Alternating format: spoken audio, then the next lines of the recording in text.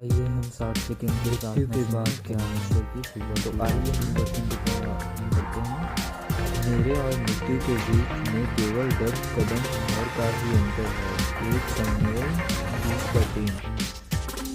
यह कहा जाता है कि संपूर्ण जीवन और कुछ नहीं है, वरन मृत्यु के लिए एक तैयारी है। भजन संहिता के 1 में लिखा है, कौन पुरुष सदा अमर रहेगा? क्या कोई अपने प्राण को अधोलोक से बचा सकता है? भजन संहिता 89 का 48। इस युग को मौलिक प्रयोग के बारे में स्वतंत्रता पूर्वक सोचने का एक युग होना चाहिए। हमने झूठे ईश्वर जैसे पैसा या यश और मानवीय निपुणता और बुद्धि को सिंहासन पर विराजमान करने का प्रयास किया है, लेकिन परिणाम अंत में वही रहता है। मनुष्य के लिए एक बार मरना और उसके बाद न्याय होना नियुक्त है। इब्रानियों 9:27। हम जीवन के बीच में प्रत्येक व्यक्ति के हिस्से में मृत्यु को देखते हैं। हम में से कोई व्यक्ति इस बात के प्रति निश्चित नहीं है कि वह क्षण कब आएगा, परंतु हम यह अच्छी तरह से जानते हैं कि वह समय भी कभी न कभी आ सकता है।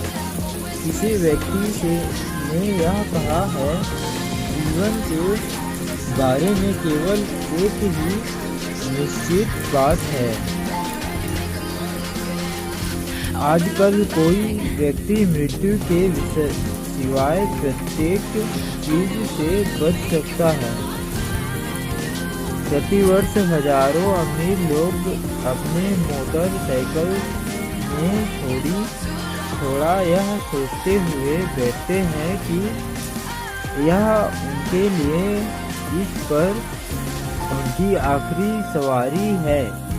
सन 1980 में 53,200 अमेरिका लोगों की मौत मोटरसाइकिल की दुर्घटना में हुई। हर प्रकार की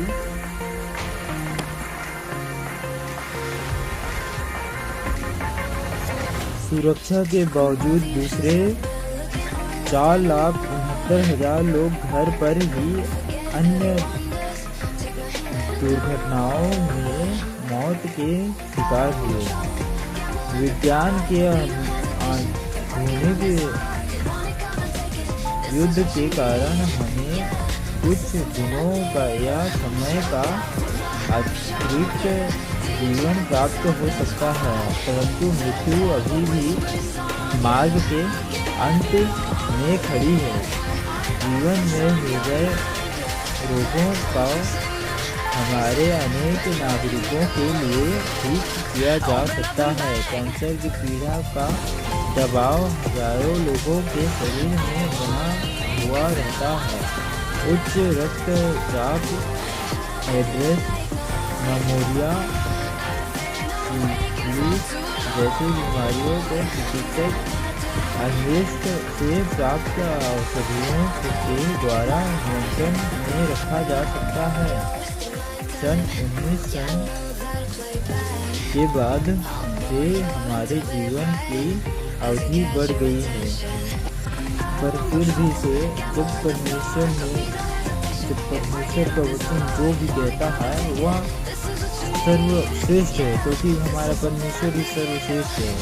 इसके तुल्य कोई नहीं है, क्योंकि सब वचन में लिखा हुआ है। हर एक प्रकार की कौन सी घटना नहीं होती है।